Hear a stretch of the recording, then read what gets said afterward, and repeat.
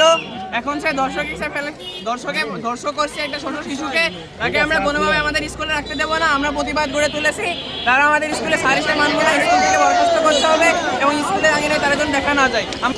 আইন অনুযায়ী অধিকার নিতে হবে, তারপর তার দিকে সর্বোচ্চ শাস্তির গ্রহণযোগ্যতা আমরা মেনে নিই। তার প্রতিবাদ গড়ে তুলতে, যাতে দর্শক আমাদের সাথে আর কোনোভাবে খারাপ ব্যবহার না করতে পারে এবং স্কুলকে আরো সুন্দরভাবে গড়ে তোলার জন্য আমরা দর্শকের বিরুদ্ধে প্রতিবাদ গড়ে তুলেছি।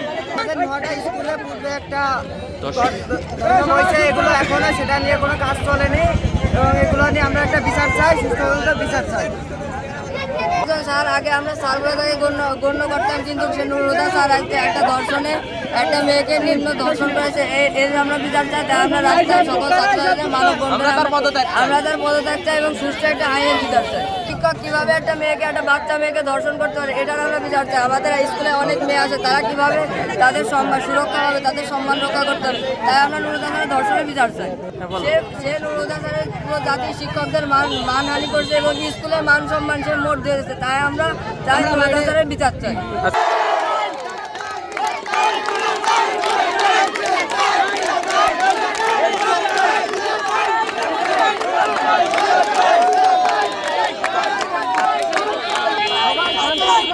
স্কুলে ক্লাস করো, তোমাদের দাবি করে থাকবে না।